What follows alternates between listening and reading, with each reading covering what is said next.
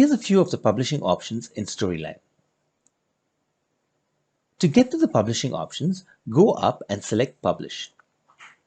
And we have the options on the left here and our features on the right. So the first one is Review 360. This is pretty amazing because once we publish the project here, it creates a link where you and your client can check and simultaneously give feedback, as well as track the changes. The second one is for Web. Publishing for Web. You choose this option if you're playing a presentation or a course from a website. Sometimes I choose this option and place the project online, like say my own server, and provide a link to people so that they can see it. The third one is video. This is where the entire project will be converted into a video and we can set the options below. The options are either to follow the next actions or the slide numbering.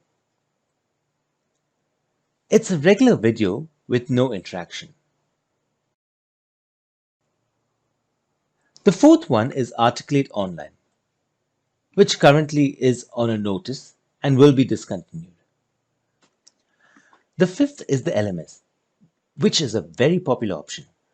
There are two ways to track on the LMS. One is by results slide, which is basically the quiz slide, and you can have multiples of these. You can also track by using the number of slides viewed. The sixth is a CD option, if you wanted to distribute the course through CD. The seventh option is a Microsoft Word option.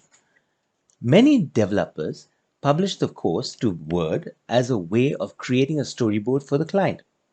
Basically, when you choose this option, Storyline is creating screenshots of your course and placing them in a Word document.